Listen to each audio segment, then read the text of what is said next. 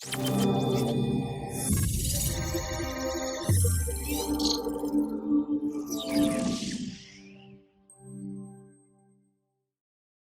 good evening to all of you. I think we can go ahead and start today's class.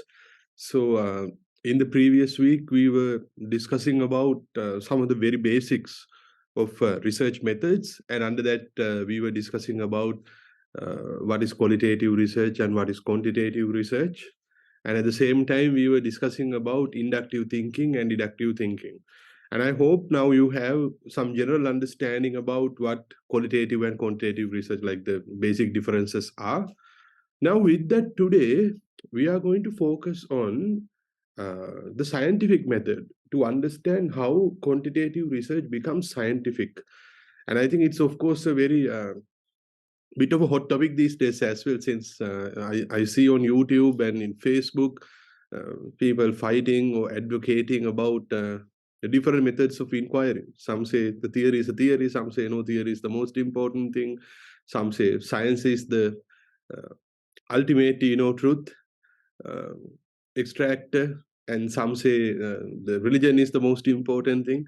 So anyways, in all of these things, one thing is very clear, that a lot of people uh, don't have clear understanding about the method of inquiry.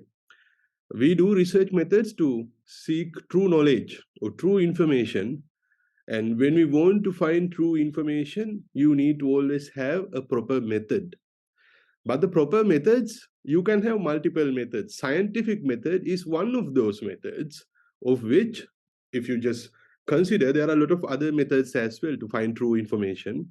And but if there is one objective method of finding information, then that would be the scientific method. So here's what I need you to understand. There are objective methods of finding information. There are subjective methods of finding information. Talking to a person and getting information is a subjective method. If you use an instrument to measure, for example, the pressure monitor or something to measure the pressure of a person, that's an objective method. But if you feel their hand and try to do it, that's a subjective method. And with all of this, let's get to scientific method. And let's try to understand why the scientific method is very important for all of us.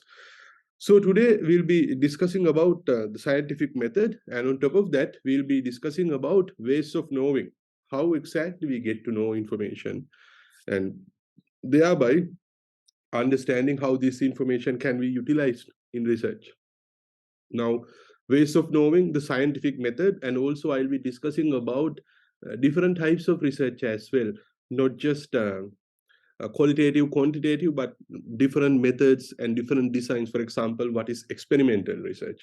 What is correlational research? What is descriptive research? Likewise. But before we go there, let's try to discuss this. Now, I got this particular image from a famous TV show in the early 2000s. So if you are all, uh, maybe some of you are born in the 90s, but if you are someone who is born in the 90s, you would probably know this show. There was a nice TV show those days called X-Files. And in X-Files, in the beginning credits, towards the very end, they show this. It says the truth is out there. Now, one of the questions that we need to ask is, why do we do research? We do research to find answers to problems. So every answer that you find, every solution that you are going to come up with is true information. We call them knowledge. So this true information is out there, which means it's outside your house. If you consider it at a smaller level, or it's out there in the universe, if you consider it at a larger level. So, but the question is, how do we get to know this information? You don't need to do research always to get information. We generally, every day, we get information. But some of this information could be correct and some of this information could be wrong. So when we want to have the truest form of information, then we go ahead and do research. But now let's think for a moment. How do we get information? We find mostly information now. If you are all young, probably you might be getting most of your information from social media. Maybe you get your news and things like that from your Facebook account or your Instagram account or from your TikTok account, and so on. And if you consider a person who is in their 50s, maybe probably they will watch TV at around 7 every day. You can listen to news. And in the night again at around 9:30, 10, you can again re-listen to some of the content that you have listened to. And if you are even further old, probably you would have to wait until the newspaper comes. So when we were very little, we used to have newspapers all the time. So you get a newspaper, you go through the content, and whatever the thing that person writes, you have to either believe it, or if not, you have to disregard it. But this is one of the common ways that we learn information. And sometimes on newspapers, they say eating sugars is bad, smoking is bad. And at the same time, sometimes they say, look, eating too much of fatty food is not good. But now they say eating a little bit of fatty food, but cutting on carbs is better. Some say fasting is not good. Again, they say fasting is good. So, how do we know what is correct and what is wrong? Now, there are multiple methods that we use to learn information. The first one is tenacity. If something is repeatedly said, majority of the people tend to believe in it. For example, superstitious. Some I don't know right now whether they have it or not, but at least when we were kids, we were told, you can't step outside if it is the Rahu Kale. You can't, go out when there's like a gecko or like a lizard makes a noise, or you can't go out if a particular person is, dressed in black or something. So there are different things that people say, and not just that. Uh, Even if you consider the modern day social media, you would see a lot of information like this. Why do we believe these things? I know not all of us believe in these things, but if we believe, why? It's simply because it was repeatedly told. Now, for example, some political campaigns, they say, the oppositions are the thieves. You keep on repeating it, after some time, some people will believe it. But the question is, does it mean it is true? Absolutely not. It could be true as well, but just because someone repeats something doesn't necessarily mean it is correct. So then tenacity, although it is a way that we get to know information, that is not correct. And then we have the second one, intuition. We come to believe something because it agrees with something that we already know or believe.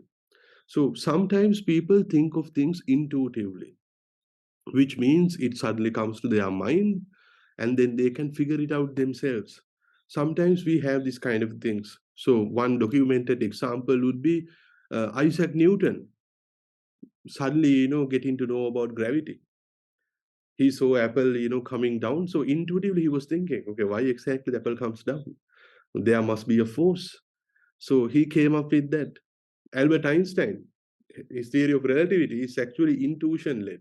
So he was first thinking about it, and then he actually reasoned about it. So in the science method or the scientific method, it's okay for you to use intuition as long as you can support it.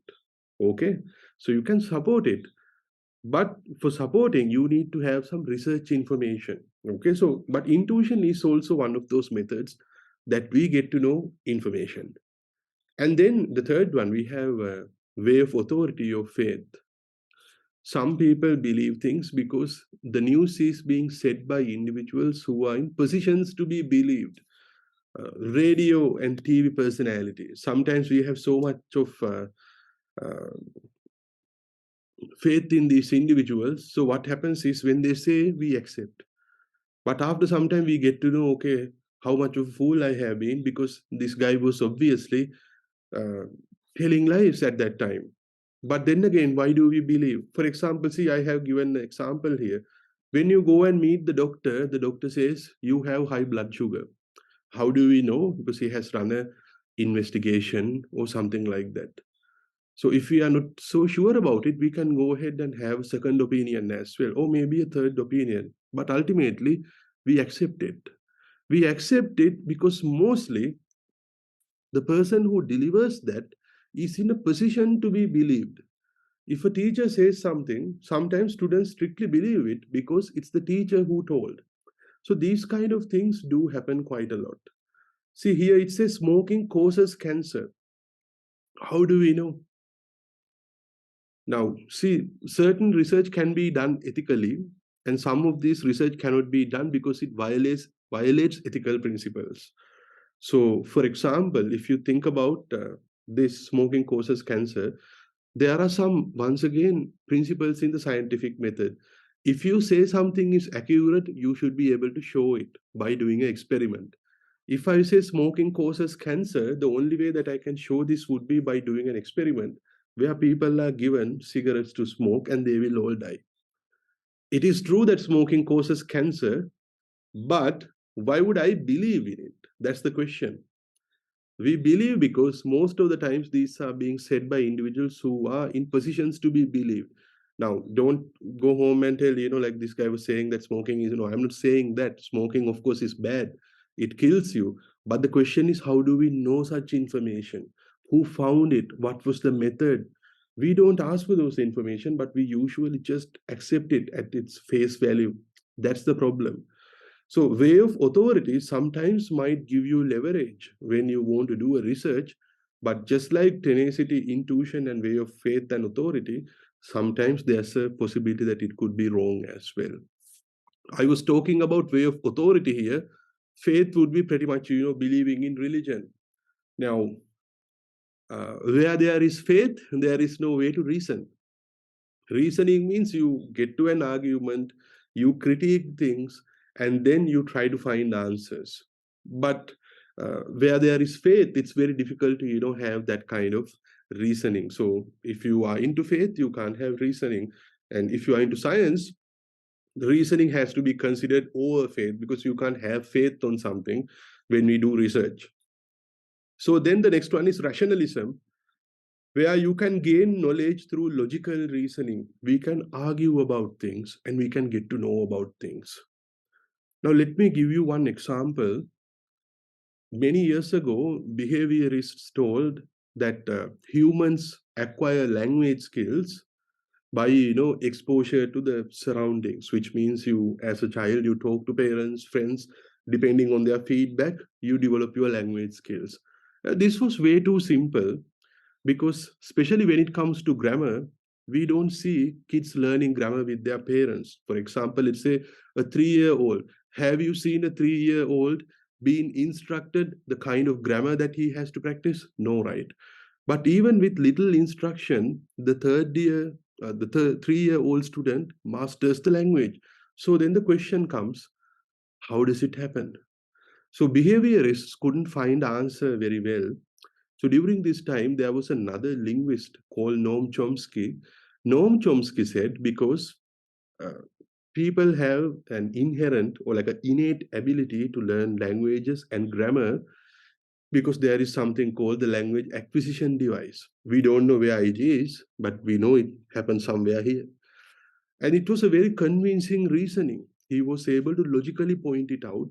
So then that's a good example of rationalism where you can reason out why something occurs. So reasonings most of the times could lead you to good information. But whether it is true or not, it's still debatable.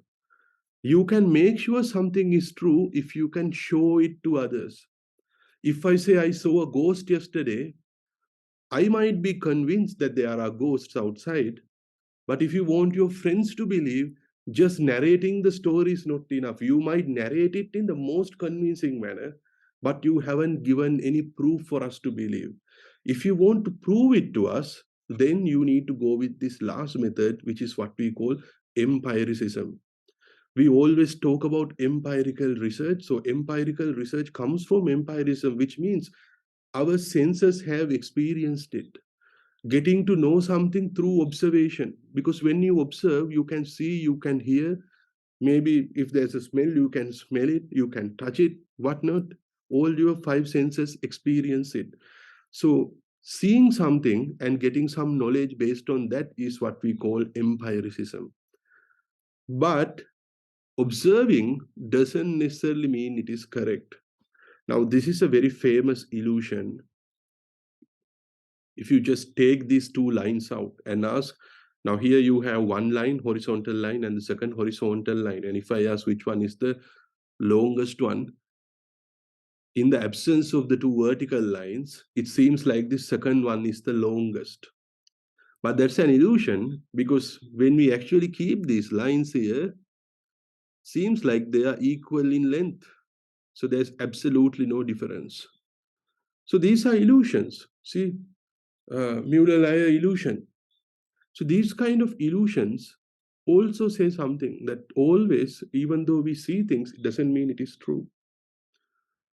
Now, what is then scientific method? Scientific method is when you actually combine rationalism and empiricism. So what happens is, we first reason why something occurs. For example, let's say Isaac Newton. So we see apple coming down, and then we say, okay, not only an apple, anything that free falls will always fall in the same speed regardless of its weight. Even if you put 1 kilogram down from a 10-story building, or a 10 kilogram thing down from a 10-story building, both the things should come at the same speed. Now, I can reason about this, but it becomes scientific only if you can show it to others. So then, rationalism is the reasoning component, and then we need to show it. So what we do is, we actually go to a 10-story building, we get a 1 kg brick and a 10 kg brick, and then we drop it at the same time.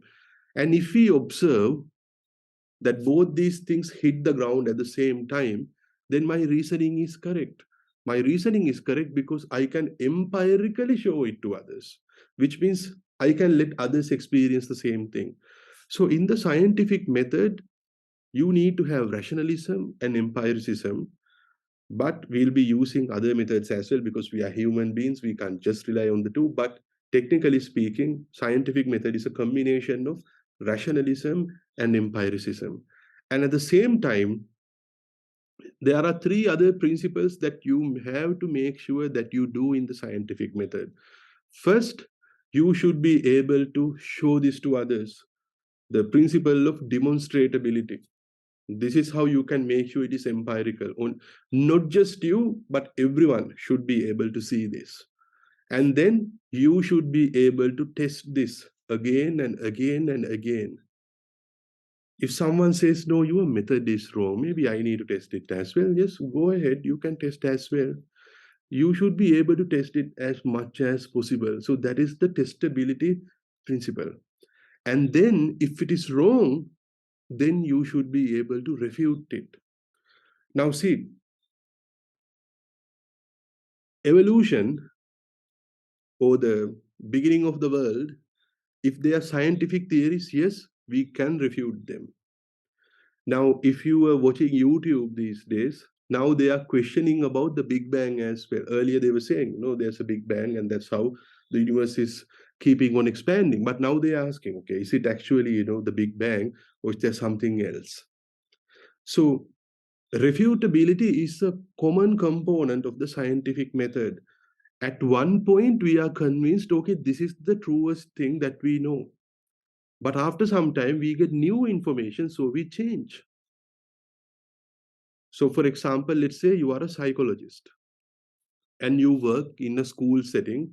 Let's say you're a school psychologist and you are given the task to introduce a new form of a syllabus to your school, and you are required to do a research and tell whether this is effective or not. So you do the research once, seems like it is very effective. All the students have done very well. But you give it, a few months, like 4 months, 5 months, 6 months, and you suddenly notice the performance of the students decline, and it comes to what it was even before introducing this. So then this new syllabus is not very effective, but rather it has something like a placebo. It's not very effective, but for the time being, people will do, but not always. So then you refuse it after some time. Earlier you said, yes, it is very effective, but after months of noticing, then you say, well, it seems like in 1 month it's very effective, but after 5 months, no, it's not very effective. It's no different from the previous one that we were using. And then, since you have this information, you can get this information and rework on the particular method, or develop this particular strategy more and more, so that you can go ahead and fine tune this particular style of teaching, and then do research about this. This is exactly how the scientific method would go. I recently saw that someone was saying Charles Darwin proved only Charles Darwin's theory on evolution. No, it's not like that. It's a collective effort. It's not just him. When he is coming up with his theory, there were many others who were contributing to the same theory by doing a lot of other research, by observing how animals may have changed and how societies evolve and things like that. So everyone speak about this from a pure bio perspective. Physicists speak about this in a physicist point of view. Now, I did sociology for my first degree, psychology and sociology. So forget about the evolution that everyone was talking about, like Australopithecus, Homo erectus, and sapiens. Forget about that. But how many of you have seen how societies evolve? Now, if you consider 25 years ago, Sri Lanka tended to be very, very rural. Right now, we have a lot of things. But 25 years ago, you can talk to your parents and ask if you don't remember. Ask how Sri Lanka was in 1995. If you are in Colombo, you would notice in 1995, Colombo was much smaller than what it is. You don't see this much of traffic on the duplication road. You don't see, this kind of well-built roads. You don't see this kind of nice vehicles. You don't see this kind of buildings. As far as I know, in Goldface, you saw like a massive bare land. No Shangri-La, nothing. So things came very recently. And as these things came recently, you saw the society also embracing some of these things. Many years ago, having a vehicle was not a requirement for many Sri Lankans. But now having a car is compulsory because my friends have, I need to have a vehicle, we need to have a wood phone and all of that. But earlier, that was not the thing. So then the society also has evolved. So evolution is not just the initial evolution that they were saying. There are a lot of aspects to it. If someone asks, can you prove evolution? Well, a society evolving is also, part of evolution, I would say. And look at how we communicate now. Do we communicate the same manner, after 25 years? Earlier, we had to physically meet individuals. We go and talk to people. If I want to meet someone, I had to tell my parents and they had to take me to meet that person. Then by around 2008, when Facebook came, we were talking with our friends over text messages and Facebook messages and stuff. And now you don't need any one of those. You can simply gather information as much as possible and you can talk to people that you have never seen in your life. It's that fast now. So then it has changed the way we communicate. Now we have emojis. You don't have to get a call and laugh out loud to say that you are happy. You can simply send an emoji. So then I would know, yeah, you are happy. So the way we communicate has changed rapidly. Now you can communicate faster compared to a person 25 years ago. So isn't that evolution? That is evolution as well. Well, not the physical body, like I am becoming, taller or shorter. But if you even go through those statistics, you can notice from decade to another decade, the average size of the people changes. People grow taller. Some people become, you would notice that the bone structures of people change from one region to another. If you get Americans, the way their physique is being evolved is different from the usual South Asian. In Sri Lanka, you would see a lot of men with big belly. For example, their body is really thin, but they have a bigger belly. Has so much to do with the kind of food that we eat, which is something that you don't see in other regions. If you get swimmers usually come from certain countries. And if you notice, they have larger upper bodies, which actually helps them to swim. So comparing us with them, it's very difficult for us to have the same speed. And these things have come with evolution. So these are some examples. But what I do is I rationalize. And whenever I give statistics, like for example, every 10 years the height increases, that is empirical information. So then we support the main theory. Yes, the theory was developed by some fellow, many years ago, but it's not about him. It's about developing the theory. And sometimes you might find information that negates with what we have just said, and you have to report that as well. When you report that, the rest of the scientists will know, ah, okay, he has found some contradictory information, so we have to again go through and read. We have to do more research. So we have to do it again and again. We have to show it to others, and then we have to refute it when the time comes. So these are some of the things that we have to do in the scientific method. So let me give you one more example about reasoning and empiricism. So this is rationalism. Okay, let me write rationalism because that would make more sense here. Rationalism versus empiricism. See, one of the oldest reports of a tsunami was during King Kalanitissa's and King Kavantissa's time. I found an article, so this is a hyperlink, so please read this. This documents one of the oldest incidents where the tidal waves were hitting the countryside was reported. Now, when we were kids, when we were told this story, none of us actually believed. Those days there was no internet, right? So when someone says that a tsunami could come, at that those days there was no word called tsunami even. We just know the sea waves came countryside, and we didn't believe in it. So using reasoning, one could explain what happens. See, if you see this image, this is how people use research in geology, geography, and other forms of earth sciences, where they explain, how a tsunami would work.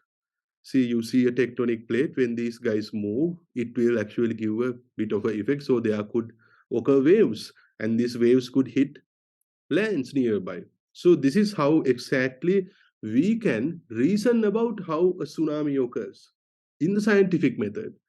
But if you need proof, this Kalanithisa story and Kavantisa story is not the right thing to do, but we have to have empirical information. Now, see, this is empirical information. Now, this is 2004 in Paralia in Goa, one of the eeriest places that you can, go to even right now, because hundreds of people died on the spot because of tsunami in 2004. Now, this is empirical information. Now we know, yes, there could be a tsunami. And now, the moment we know about an earthquake, we are vigilant because we know tsunamis could come. And later, we watch videos in Japan as well, how tsunamis actually happened over there also. So, science is a combination of both of these. You reason, but then you need to show. So this is your empirical information. Whenever you go through a research paper, if they say it's an empirical research means they have conducted it, and they have gathered information based on what their participants have experienced. That's the difference between a normal research and empirical research. So this is what empiricism is all about. Now, with the information that we have gained, let's try to understand further what happens in the scientific method. Now, I have given here how to do a scientific research, like the basics of it, like how exactly we are going to do this. Now, see, this is the scientific method. So, the first thing that you need to have is a problem. You can start a research with a problem. Without a problem, it would be futile for us to go ahead and do a research because we don't know where to apply it. Whatever the results that we get, where are we going to apply it? We don't know. So we have to start with the problem. When we find the problem, you can develop a hypothesis. Now, what is a hypothesis? A hypothesis, I have given multiple definitions for this. Some say it's a predicted relationship between variables. So, for example, let me give something. Now, there's a massive drug problem in Sri Lanka. There are school kids who are reported to be using a drug called ice. Now, when you use these kind of drugs, what it does is it changes some of the mechanisms in the brain, which will, of course, adversely impact their academics. So that's the problem. Now, from this, I have to form a hypothesis. So, depending on the problem that I have, I tell the authorities, look, excessive use of drugs could impact schoolwork of children or academics of children. So here I am making a prediction. I am making a prediction between variables. Now the question is, okay, what's a variable? A variable is pretty much anything that changes. So in research, we just don't talk about things, we talk about variables. Drugs, that's a variable. Academic performance, that's a variable. Happiness, sadness, and all these things are variables. So we have to know what these exactly are. And we are finding whether these variables have relationships or not. Now, see, I told that there's a drug problem in the country and kids are mostly prone into this drug issue. So I am hypothesizing, or I am making a hypothesis which says prolonged drug use could have an impact on academic performance. So technically here I have only two variables, drug and academic performance. So I am interested in seeing whether these two variables have a relationship. Particularly, I'm saying that the drug has an effect on academic performance. So I'm interested in doing a research about this. So it's a predicted relationship right now because I'm making a prediction. I haven't tested it. I haven't conducted the research, but I'm making a very informed prediction. So I am using reasoning to come up with this. So we use rationalism. We go through existing research papers, we go to research databases, we download papers, and we go through them to understand the problem, and then we make an informed prediction. And also, this is a tentative statement. Tentative means tavakalikai. Why is it tentative? Because I am coming up with this prediction because I want to prove that this is correct. So it is tentative because once it is proven, then that is proper information. Then it's a proven fact. So until I prove it, it's tentative, it's a prediction. If I am wrong, then we have to reject it. But if it is correct, we have to accept it. And it's not just a normal prediction, it is a testable prediction. So technically, a hypothesis is a testable, tentative prediction. It's tentative, and you can test it again and again, and also it's a prediction. So when you have this information, then what you can do is you can develop a research design. Okay, now if drugs actually cause issues in academic work for students, how am I going to go ahead and get this information? Can I do an experiment for this? Can I just go and talk to a bunch of kids? Can I interview them? So since I have hypothesis, interviewing doesn't necessarily work. I should be able to measure these things. Then I can get numbers. So which is why we identify our variables. What are the variables that we are interested in measuring here? Drug and academic performance. And then you develop your research design, and then you go ahead and collect your data. So in this module, we will be pretty much trying to understand this entire research design component, that is research methodology. Like how are we going to design a particular study? And once you get your information, if the findings align with what you have predicted in your hypothesis, then you accept your hypothesis. And upon accepting your hypothesis, you can go ahead and publish your work, which means you publicize it, or it might assist an already existing theory, or maybe your findings will help you to generate some new theory. And based on that, the cycle will continue. Other researchers can do research as well. Now, probably in your introduction to psychology, you may have learned about social learning, where people learn from what they observe. Now, at first, behaviorists came with classical and operant conditioning, but then later there was another one. Okay, wow, social learning, we learn through modeling, imitation, and all of that. How do we know? because they showed it as well. If you notice someone doing something out on the road, many people follow them as well. And it's not just that. You can learn, as they have mentioned, you can learn through classical conditioning, you can learn through operant conditioning, and these are all experimentally proven through the same method that we are discussing here. So if you can come up with a particular argument, and if you can demonstrate it to others using this particular method, then yes, you are using a scientific method. And depending on what you use and how you use, sometimes the results could be different. But if your results are consistent all the time, then probably you should be able to call it that it's true information or true knowledge, and therefore uh, others also may accept it.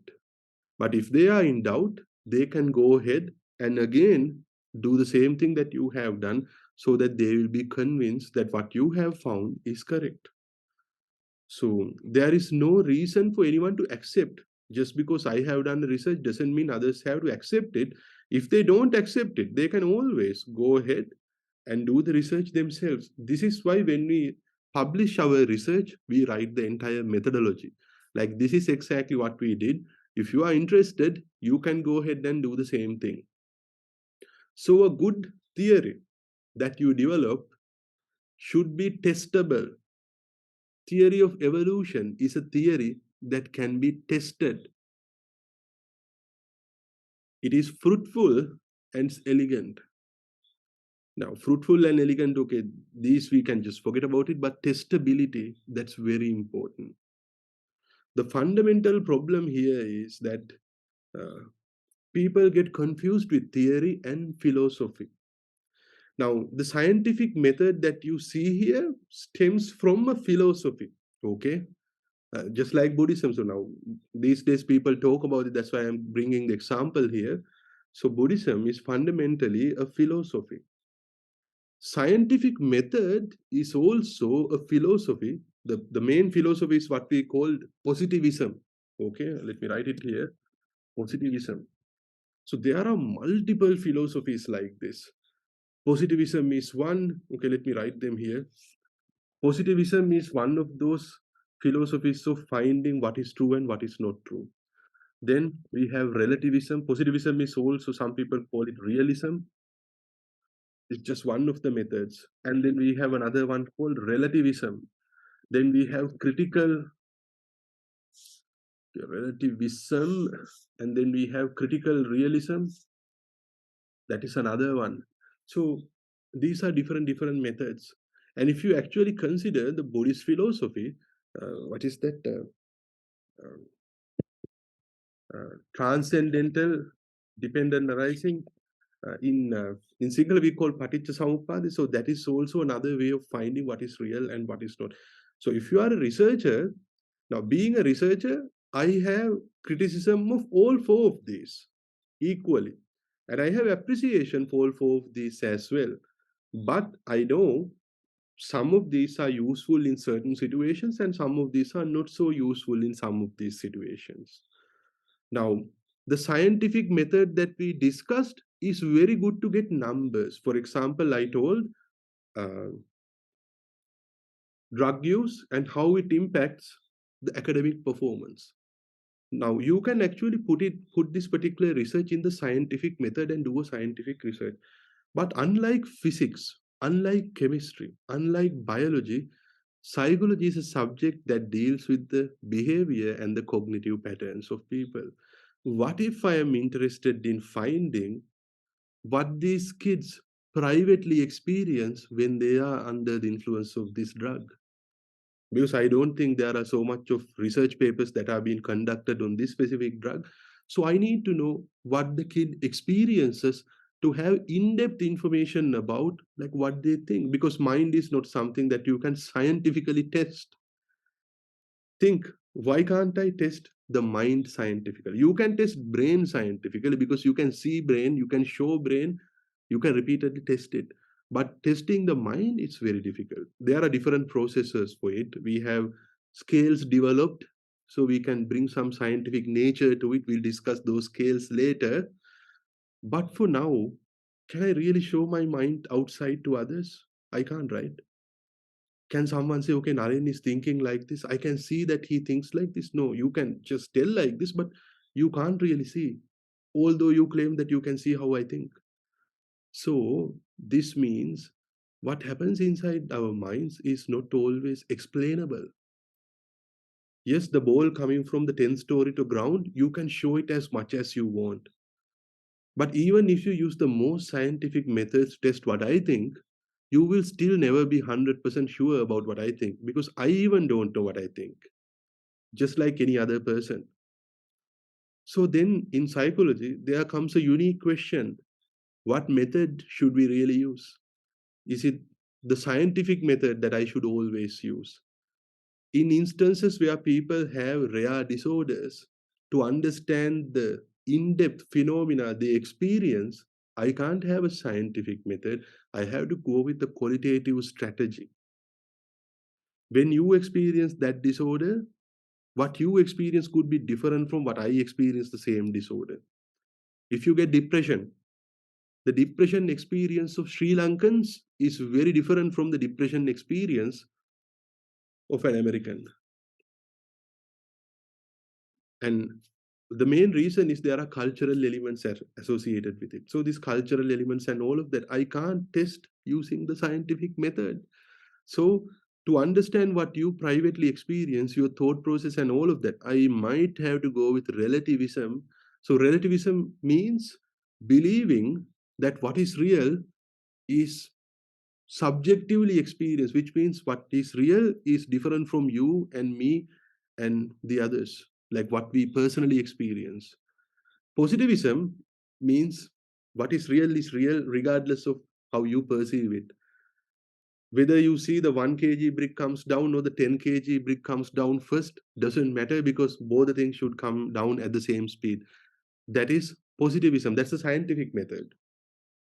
But how I see it could be different from where I am standing. Maybe I saw one is coming faster than the other. Or maybe I saw them coming at the same time, but I heard it in two different times. That's my personal experience. It could be right, it could be wrong, but that is just how it is. Think about water boiling.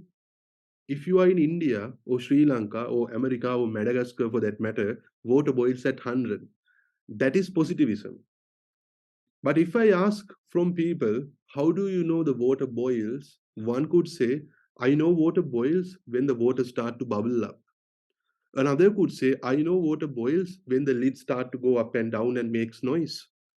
And another could say, I just can smell it, when water is boiling, I can see the steam and I get a unique smell out of it. So, is that wrong? No, that is also correct. It's just that these three fellows have different perceptions about water boiling. So then that is relativism. So this relativism is as correct as positivism because this is subjective, positivism is objective. So you do positivism, you do the scientific method, you can demonstrate cause and effect. You do relativism, you can't demonstrate cause and effect, but you still understand what people experience, like what they go through, their personal subjective experiences. And then you have critical realism. It's another, philosophy. You can experience whatever you want to experience, but objective laws, they could also exist outside. So likewise, so the transcendental dependent arising is something similar to that.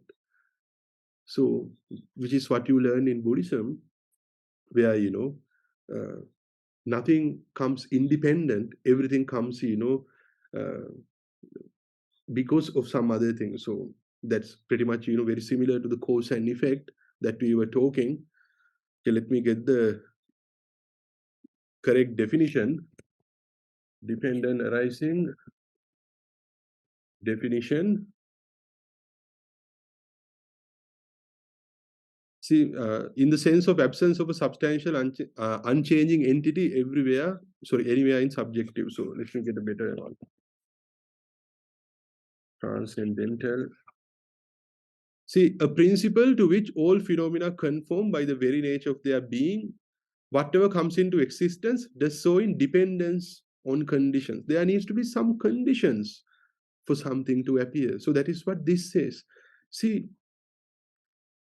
these three that I mentioned, all these three exist in the same field that we are in. In the field of psychology, we use all these three, not just these three, a lot more than that as well.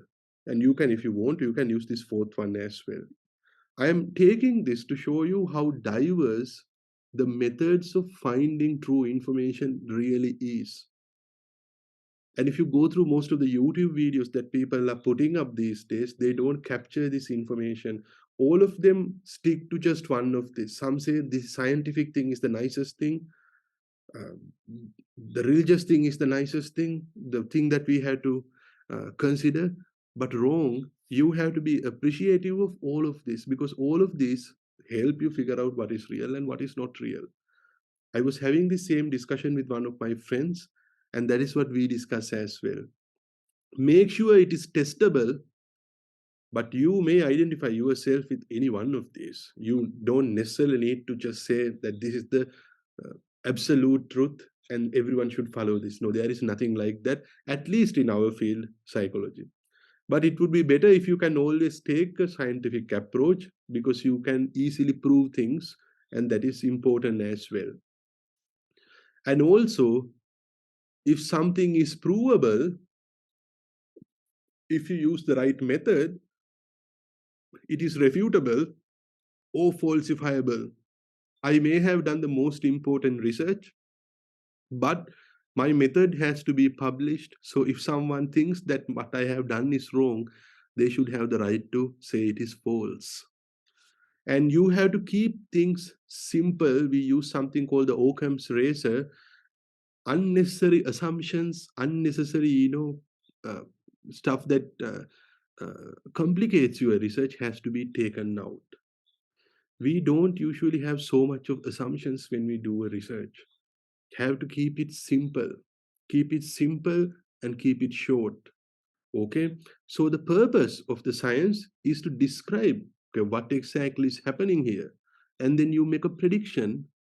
And after collecting data, you understand the nature of what exactly is happening.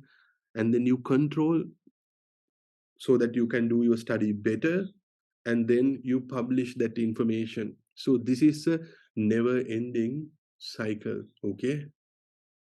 So see here, I have given a practical problem. Now this is scientific method in action. See, as I drive myself in the heavy traffic of the baseline road in Colombo, I got really frustrated. I started to use my vehicle horn unnecessarily. You will see this. If you go in heavy traffic in Sri Lanka, not just in Sri Lanka, in other countries as well, some people just, bang on their horns. My God, why exactly? We don't have a specific reason to explain. Now, if you have 50 cars in front of you, you just honking doesn't mean that it's going to change the traffic. It just make others, aggressive as well. So I observed that not only myself, many other drivers do the same thing. Some people argue, some people taunt at others, gestures and whatnot. I even became aggressive and verbally start to abuse fellow drivers too. Sometimes we get angry when we drive. We start to blame each other. Sometimes it's really not nice for the other person to listen to. But why is that? So my problem is, why do we become aggressive when we are frustrated? That's the problem. Why do we become aggressive when we are frustrated? See, police officers, sometimes it's a very difficult job. You have to stay under the sun for a long period of time. So it's natural for them to become aggressive. People who do, jobs with manual labor, it's very easy for them to, quickly get upset or triggered by things that we say, because they do a very difficult job. It's already frustrating enough.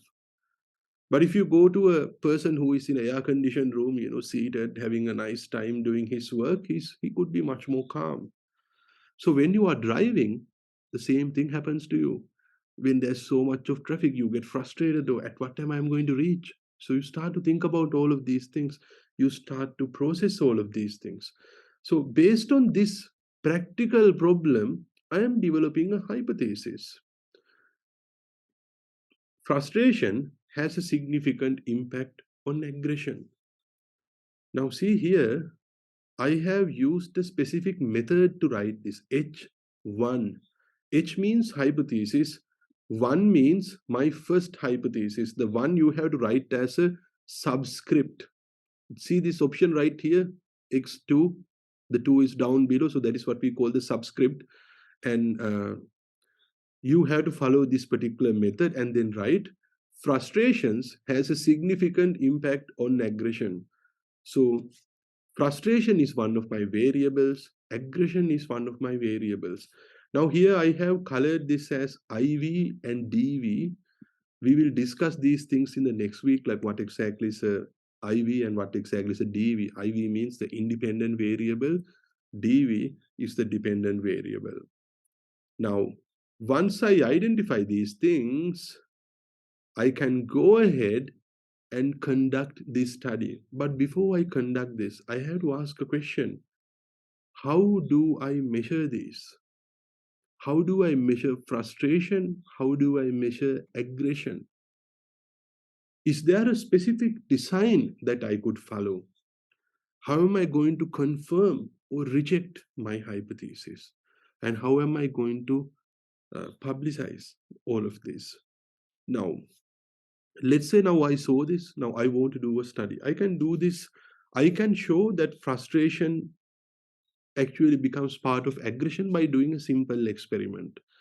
Let's say I am in a university, I can ask about 60 students to come. I put 30 students in one class, I put another 30 in another class. I make sure both the classes are equal in terms of the students and in terms of the lighting and everything. But I do one exception. That is, in one of the classes, I go and teach very kindly. In another class, I just act like a total ass. So if I'm a total ass in one of the classes, probably the students will get upset, frustrated. And towards the end, I ask, do you like to have another class with me? Probably they will rate me extremely low. And the class that I was being really good, they will probably rate me near 10 and they will say, yes, I would like to have another class with you.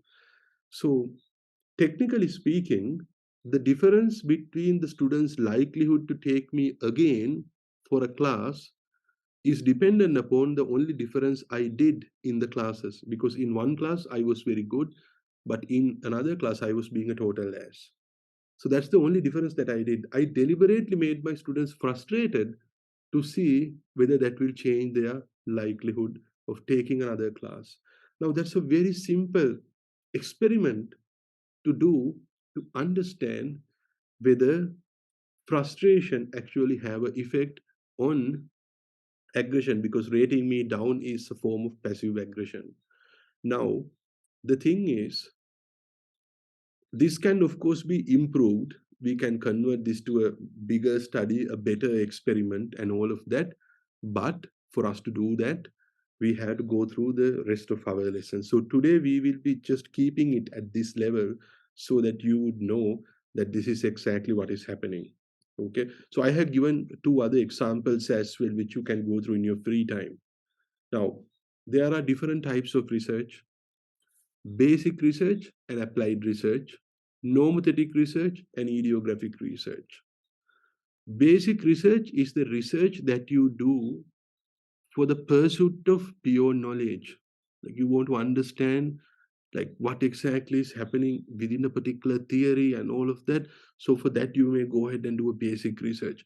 But applied research is when your research actually addresses a practical problem in the society. A good research is a research that you help addressing a major problem in the society. So if you can address a bigger problem in the society, that is very good. And then again, you have nomothetic versus idiographic research. Nomothetic research means research when you gather a lot of people and do it. For example, any quantitative research is a nomothetic research most of the times, because we need to have a bigger sample. We get 20 people, 30 people, 100 people, or even thousands for that matter. Idiographic research means you have only one person.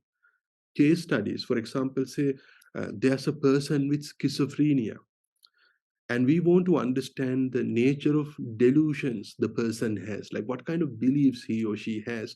He says that he sees things, but what kind of things he sees?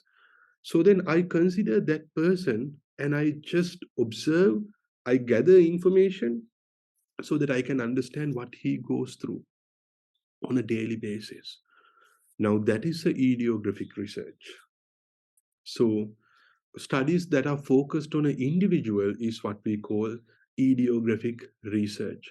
So, basic research, applied research, normothetic research, ideographic research. So, most of the time, the research work that we do is applied and normothetic. Now, there are different research designs. Now, earlier we were talking about qualitative, quantitative. Under quantitative, once again, you have different research designs: experimental, quasi experimental, correlational, and non experimental. There are a lot of others as well, but we'll be roughly speaking about these. What is an experimental research? A research design where you can find cause and effect is what we call experimental. Now, remember, it is only an experiment that you can show cause and effect, nothing else.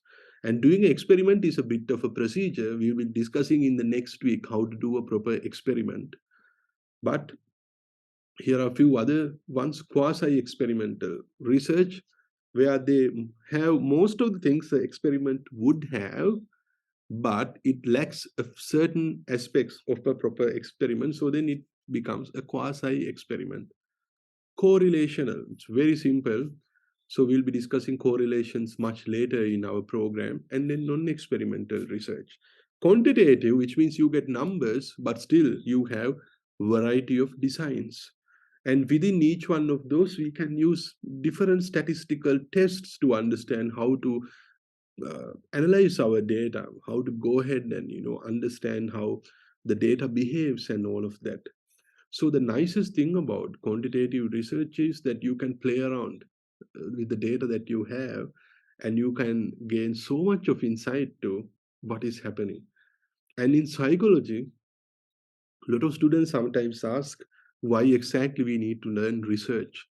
It's not just to find information, but if you notice, the entire field of psychology is built upon questionnaires, scales, and stuff like that, because mind cannot be externally observed. So we need input of people, and usually they give that input in questionnaires because we have to have a proper method to get this information.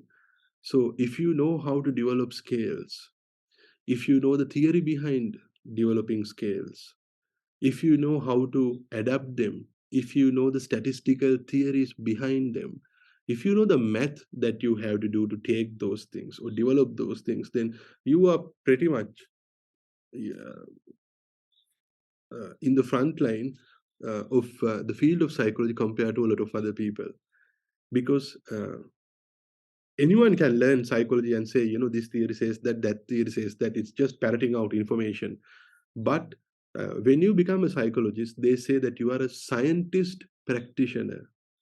A scientist practitioner is someone who can do research and also practice. And when you practice, what do you have? You have to work with scales. If you have a person who is deeply depressed, and you need to know whether he is depressed and whether he is actually a threat, which means, how likelihood, what's the likelihood of him being suicidal and really, killing himself. You need to have a proper method to do it. You can't just say, I think he's suicidal. So for that, you have to use scales. And to evaluate whether he's suicidal or not, you have to have a proper method. So for that, we use already developed scales. And these scales are quantitatively rich scales, so that statistically I can understand the mental state of the person. I can understand this of one person or 10 persons or 100 if that's the case. So we use this in our research so that we can understand, if I use a different therapy style, whether the suicidal ideation for that entire population or sample will go down or whether it will remain the same. So this is why research is very important for the field of psychology, not just to find information and do the basic research everyone is talking about, but it's part of the very work that we do. So without that statistical information, statistical knowledge, and research knowledge, it's very difficult to function as a psychologist. So this is why research has to be considered as a very serious subject. So something that you will always get in your program. So I have given some information about experimental designs and quasi-experimental, correlational, descriptive, and all of that. I'll explain the experimental research in depth in the next week and the quasi-experimental because those things will take a bit more time. But for today, I'll just explain the descriptive research. Descriptive research is research where you simply get information, mathematical information, or could be qualitative information as well. For example, see, I can go ahead and observe, okay? For example, this could be inside a lab or this could be in a natural setting. Now, ethogram is an example of an observational study. For example, I can observe rat behavior. Now, in psychology, we do a lot of studies with rats, especially in experimental psychology, where we want to find learning behaviors, where we want to test drugs. We use rats for this. But before I use rats, I need to know how rats behave. Now, unlike human beings, rats have a limited set of behaviors. They don't show too much of behaviors like us. You don't see guilt in them. You don't see pleasure in them. You mostly see a very finite set of behaviors. So we do an ethogram where we put the rat into a box and then we see what kind of behaviors they elicit. There are different, behaviors. You can just go through YouTube or Google and try to find what kind of rat behaviors are common.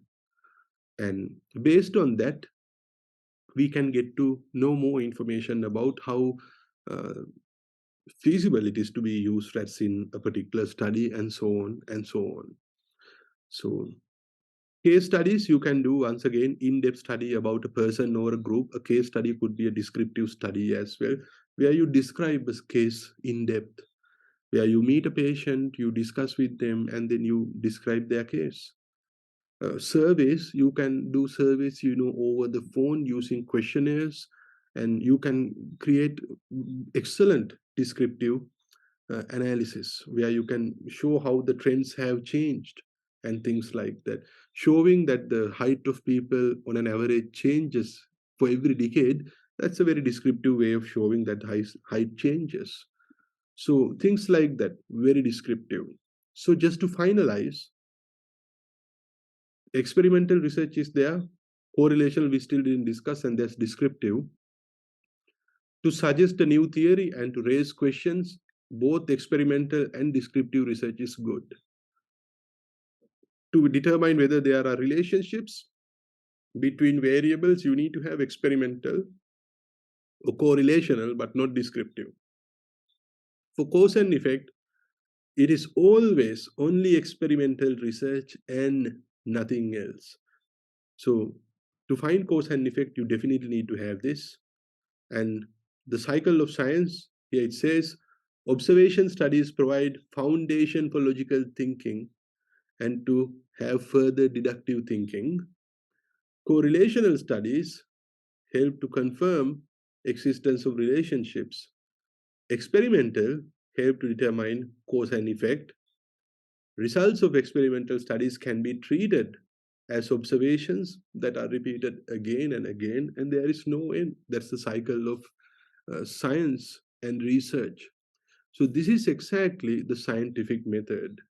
So any questions on what we have discussed today on this scientific method, if you may have?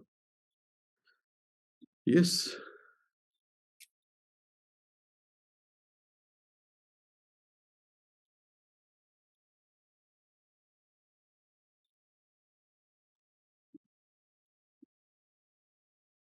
So if you later even have questions, feel free to drop me a message or a text so that I could send an answer. But for today, this is exactly what I wanted to discuss with all of you, to get you some understanding about how we know things, what's the scientific method, and how to understand various types of research. So we'll start to have a discussion on experimental research in the next week. But prior to that, in the next week, I also will take you through some important terminology as well. Okay. So in the meantime, I will upload some lecture materials to the WhatsApp as well, like the PPTs and all of that. And then today's video recorded lecture, I will right now upload it to the drive so that others could access if they want to. Okay, so then that's pretty much it from my end for today. So thank you very much, and I'll see you again in the next week. So have a very good night. Thank you.